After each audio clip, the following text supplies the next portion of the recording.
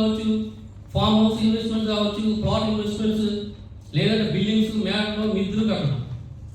ఇక్కడ జనాలు ఫోకస్ ఏంటంటే నేను రిటైర్ అయ్యేలోపు నాకు 3 ఇల్లులు 6 కార్లు ఉండాలి. సో బ్యాంక్ బ్యాలెన్స్ గట్టిగా ఉండాలి, గట్టిగా ఉండాలి. ఇంకెంతసేపు ఇదే కావాలి, ఇదే లోపం. సో దీనికోసం మనిషి ఉదయం నుండి సాయంత్రం వరకు పోగలు కష్టపడుతూ తిప్పులు పడుతూ ఉంటాడు. అందుకని నేను అంటాను హెవీ ఫోకస్ అనేది, అంటే హెవీ కాన్షియస్ అనేది చాలా చాలా ఇంపార్టెంట్. అది ప్రతి ఒక్కరిలో ఉండాలి. సో మనకు ఉండాల్సింది టెంపరీ డెస్టినేషనే కాదు, అంటే సెల్ఫ్ డెస్టినేషనే కాదు, ఎటర్నిటీ డెస్టినేషన్ ఉండాలి. Eternity destiny. సో అందుకనే దేవుడు మనల్ని హెచ్చరిస్తున్నాడు ఏమని, ఈ భూమి త్వరలో నాశనం కాబోతుంది, మనిషి కుమారుడు వస్తున్నాడు, నేను సిద్ధపడి ఉండాలి. సో దేవుని ఎదుట నేను నిలబడి ఉండాలి.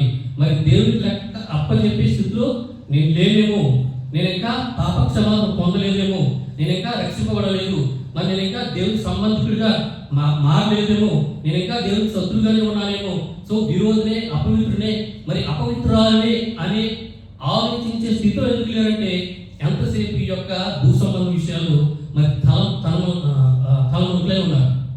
సో వారు తింటున్నారు, తాగుతున్నారు, కొంటున్నారు, అమ్ముతున్నారు, సో నాటుతున్నారు, కోస్తున్నారు, పడుతున్నారు. సో పార్టీలు, వినోదాలు, విందులు, పొందులు. సో ఈ విషయాల్లోని జీవితం అంతా అయిపోతుంది కనుక వారు సిద్ధపడి లేరు. సో అట్లాంటప్పుడు నాశనం సడన్ గా వస్తుందని యేసు ప్రభువు చెప్తున్నాడు. సో నోవహు కాలంలో కూడా వారు జల ప్రళయానికి సిద్ధపడలేదు. సో ఎందుకంటే నోవహు అతని కుటుంబం కానీ మరి ఆ ఓడలోకి వెళ్ళేంత వరకు లాస్ట్ మినిట్ వరకు కూడా వారికి ఎలాంటి ఆలోచన రాలేదు. అలాగే లోతు కాలంలో ప్రజలు కూడా అగ్నిగామికలు కూర్చొని ఉంచలేదు, వాళ్ళు సిద్ధపడలేదు. అంటే చివరి నిమిషం వరకు వారు గ్రహించలేదు. అంటే చివరికి లోతు కూడా డిలే చేశాడు. అది బైబిల్ చెప్తుంది. అంటే మీరు బైబిల్లో చూస్తే కనుక అప్పుడు దేవదూతలు అతను చేతులు పట్టుకున్నాక అతను బయటకు తీసుకెళ్లారట. అంటే అతని మీద ఉన్న ప్రేమతో మరి ఆ దేవదూత నుంచి ఆ లోతుని బలవంతులు బయటకు తీసుకెళ్ళడం జరుగుతుంది. సో ప్రస్తుతం మనం కూడా ఇదే కోవలో ఉన్నాం. అంటే అట్లానే డిలే చేస్తున్నారు. అంటే అట్లాంటి లోకంలోనే మనం కూడా ఉన్నాం. అంటే అట్లాంటి లోకంలోనే మనం కూడా భాగం. సో మరి ఈ లోతు నీతిమంతుడా నోవహు కాలంగా నిందారాజుని రాసినప్పుడు కూడా మరి ఏమంటాడంటే ఇక్కడ అంటే మిగిలిన వారితో పోలిస్తే కనుక, అంటే మిగిలిన వారితో పోలిస్తే కనుక చాలా గొప్ప పరిస్థితులు అంటే అది కాదు. ఎట్లా వారికి లేనిది వీరికి ఉన్నది ఏంటంటే వీరిద్దరూ కనీసం దేవుని గురించి ఆలోచించారంట. అంటే దేవుడికి సంబంధం మేము సరిగ్గా పెట్టుకోవాలని వాళ్ళు ఆలోచించారు. కాబట్టి దేవుడి కొన్ని దృష్టిలో వాళ్ళు పడ్డారు, బతికిపోయారు. సో మనం గమనించవలసిన అసలు తేడా ఇదే. సో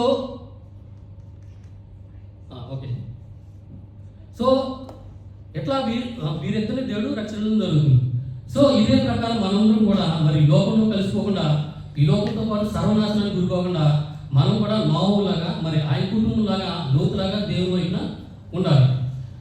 ఆ యొక్క జలప్రలయంలోనే లేకపోతే అగ్నిగంధకాలతో మళ్ళీ ఆ యొక్క అగ్నిగుండాన్ని కానీ లేదా తీర్పులో మేము నాశనమైపోకూడదు అనుకుంటే కనుక మనం మనిషి కుమారుడు ప్రత్యక్షమయ్యే రోజు వరకు కూడా సిద్ధంగా ఉండాలి. సో ఆయన వచ్చినప్పుడు తీర్పు వస్తుందని చెప్తున్నాడు. తీర్పుతో పాటు మరి ఆయన నాశనాన్ని తీసుకొస్తున్నాడు. అలాగే మీరు చరిత్రలో కూడా చూస్తే చాలాసార్లు ఈ నాశనాలు మరి ప్రకృతి వైపరీత్యాలు కావచ్చు, లేదా పాపాత్మలు చేసే మరి వికృతి చేష్టలు కావచ్చు, ఇవన్నీ కూడా దేవుని యొక్క తీర్పుకి శిక్షకు ఒక నమూనా లాంటివి, అంటే శాంపుల్ లాంటివి అనమాట. సో జపాన్లోని మరి హిరోషిమా, నాగసాకి నగరాల మీద అప్పట్లో అమెరికా అటం బాంబు వేసినప్పుడు మరి వేల లక్షల మంది మనిషి చచ్చిపోయారు. తర్వాత మరి జర్మనీ నియంత మరి హిట్లర్, జూయిష్ హాలోకాస్ట్ దాదాపుగా 60 లక్షల మంది యూదుల్ని మరి గ్యాస్ ఛాంబర్లు పెట్టి చంపించేశాడు. గ్యాస్తో చంపాడు, బట్టీలో పెట్టాడు, అంటే తుపాకీతో కాల్చి చంపాడు. మరి పర్వాలేదు రాదు, నో ప్రాబ్లం. బ్రతుకున్న వాళ్ళని బ్రతుకునగానే సమాధిలో పెట్టేసి మరి సజీవ సమాధి చేస్తూ మరి చరిత్ర. సో అట్లా రకరకాలుగా చంపడం జరుగుతుంది. ఇలాంటి మరి ఉదాహరణలు ఎన్నెన్నో ఉన్నాయి. సో ప్రమాదాల గురించి మనం మరి చెప్పాల్సి వస్తే కనుక మరి టైటానిక్ షిప్ ట్రాజెడీ కూడా తీసుకోండి. అంటే అది ఒక క్రొత్త వాడ, అంటే విలాసవంతమైన ఖరీదైన మరి అతిపెద్ద భారీ నౌక అది అప్పట్లో. అంటే 1912 ఆ సంవత్సరంలో ఆ వాడ యొక్క మొట్టమొదటి ట్రిప్పు అది. సో ఆ వాడలో మరి ప్రయాణానికి సుమారు 2000 మంది టికెట్ బుక్ చేసుకుని మరి ప్రయాణం చేస్తున్నప్పుడు మరి సముద్రం లోపల ఐస్బర్గ్ గుద్దుకుని ప్రమాదానికి గురైంది. సో దాంట్లో ప్రయాణిస్తున్న వాళ్ళందరూ కూడా దాదాపు 1500 మంది వరకు మరి జల సమాధి అయిపోవడం మరి పెద్ద ట్రాజడీ. సో దాంట్లో మరి ఎంతోమంది ప్రముఖులు, ధనికులు, గనులు, మరి చాలామంది పెద్దవారు ఉన్నారు. సో ఇలాంటి ట్రాజడీ చరిత్రలు ఎన్నెన్నో ఉన్నాయి. సో దీని సంగతి మరి ఇలా ఉంటే కనుక మరి రీసెంట్గా ఆ మునిగిపోయిన మరి ఆ టైటానిక్ షిప్ డెబ్రిస్ని చూడడానికి రీసెంట్గా కొంతమంది మరి ఓషన్ గేట్ అనే సబ్మరైన్లో వెళ్ళి 12,500 అడుగుల మరి సముద్ర గర్భంలో ఉన్న ఆ శిథిలాలను చూడడానికి అని చెప్పేసి బిలేనూరు కొంతమంది ప్రముఖులు కలిపి 6 మంది మరి సముద్ర గర్భంలో వెళ్ళి ఆ సబ్మరైన్ పేరుపోయి చనిపోవడం జరుగుతుంది. చూడాలి అంటే వాళ్ళ యొక్క వింత వింత కోరికలు, వాళ్ళ పనులు మరి తినదరక అంటే ఇదేనేమో. సో ఇలా ఉన్న పరిస్థితి. సో నాశనం వచ్చినప్పుడు మరి ఈ మతమా, ఆ కుటుంబమా, మరి తెల్ల జాత, నల్ల జాత, మరి ఈ దేశమా, ఆ దేశమా, మరి ధనికుడా అట్లాంటి ఏమి ఉండదు. సో నాశనం పాపలని మరి పట్టుకుంటుందంట, తీసుకుపోతుంది. సో అందుకనే మనం పాపులుగా ఉండకూడదని దేవుడు కోరుకుంటాడు. సో మన పాపాన్ని మనం పోగొట్టుకోలేము. కనుకనే మన పాపను తీసివేయడానికి మరి యేసుక్రీస్తు దేవుని కుమారుడు మొదటిసారి ప్రత్యక్షమయ్యాడు. ఆయన మరలా మరి ఈ భూప్రాంతాలకి తీర్చిదిద్దడానికి మరి న్యాయాధిపతిగా, రాజుగా, మరి ప్రభువుగా మరి రెండోసారి ప్రత్యక్షమవుతున్నాడు. కనుక ఆయన రాకముందే ఇప్పుడే మనం మన కొరకు మరి యేసు ప్రభు శిలువలో చేసిన విమోచన కార్యాన్ని మరి గుర్తిస్తూ, గౌరవిస్తూ ఆయన మీద విశ్వాసం ఉంచాలి. సో నీ స్థానాన్ని కానీ నా స్థానాన్ని శిలువలో ఆయన తీసుకున్నాడు. సో నీ కొరకు, నా కొరకు ఆయన శిక్ష అనుభవించాడు. సో మీ పాపం, నా పాపం ఆయన మీద మరి మోపబడింది. సో మనం పొందవలసిన పాపం శిక్షలు ఆయన పొందాడు. మరి మన కొరకు ఆయన అవమానం పొంది, మన కొరకు ఆయన నేరస్తుడిగా ఎంచబడ్డాడు. సో మనం చేసిన పాపాలకి మన దేహం చీల్చబడాలి, కానీ ఆయన దేహం చీల్చేశారు. సో మన రక్తం కావాలి, కానీ మరి మన కొరకు ఆయన చనిపోయి 3వ రోజున తిరిగి లేచాడు. సో అందుకని ఆయన ఏమంటాడు, ప్రయాసపడి భారం మోస్తున్న సమస్త జనులారా మీరు నా ఎదురు రండి, నేను మీకు విశ్రాంతిని ఇస్తాను అన్నాడు. కానీ ఈనాటి ఆధునిక మనిషి పక్కన ఎలా ఉందంటే, నా విశ్రాంతి సంగతి నేను చూసుకుంటాను, నీ విశ్రాంతి సంగతి నువ్వు చూస్తానని ఉంది. సో ఇదే ప్రస్తుతం మనం చేస్తున్న అతిపెద్ద తప్పు. సో ఈ తప్పుని మనం సరిదిద్దుకోకపోతే మరి క్రీస్తు నాయకత్వం ముందు మరి నెత్తి కొట్టుకునే ఒక రోజు వస్తుందని మనం గుర్తుపెట్టుకోవాలి.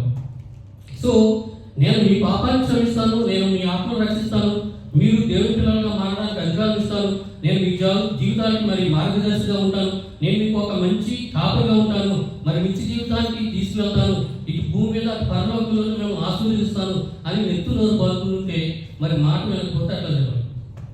సో ఇంత మంచి వరాన్ని కానీ, ఇంత గొప్ప వాగ్దానాన్ని, ఆశీర్వాదాన్ని కాదంటే మనం తెలివైన వాళ్ళమా లేక మూర్ఖులమా? ఒకవేళ కాదంటే కనుక వాడి పరిస్థితి ఎక్కడికి పోవాలి? వాడు నిత్య నాశనాన్ని కానీ లేదా అగ్నిగుండాన్ని కానీ పోవాల్సిందే. కనుక ఒకసారి మరి ఆ తప్పు కానీ మరి అశ్రద్ధ కానీ నిర్లక్ష్యం లేకుండా మరి మీరు, మీ కుటుంబము, సంఘము అందరూ మరి నేడే రక్షించబడాలి, మరి రక్షించబడి మరి నీతిగా దేవుని పిల్లలుగా మారాలి. తద్వారా మరి మనిషి కుమారుడు వచ్చినప్పుడు మనం నాశనానికి అప్పగింపబడకుండా మరి సగర్వంగా మన నిత్య జీవితం ముందుకుంటాం. సో చివరిగా నేను ఒక పాయింట్ చెప్పేసి ముగిస్తాను. సో మనము ఉండాల్సింది క్రీస్తులో కానీ మరి క్రైస్తవ మతంలో కాదండి. అంటే నామకార్థ క్రైస్తులుగా ఉండడం వేరు, క్రీస్తులో ఉండడం వేరు. కనుక ఈ వ్యత్యాసాన్ని గమనించి మరి విచక్షణ కలిగి చెడుతనాన్ని విసర్జించి మరి దేవునితో సంబంధాన్ని పెట్టుకుని మరి నిజమైన దేవుని పిల్లలుగా మారాలని కోరుతూ మరి అట్లాంటి కృప మీకును, నాకును, మన సంఘానికి మరి దేవుడు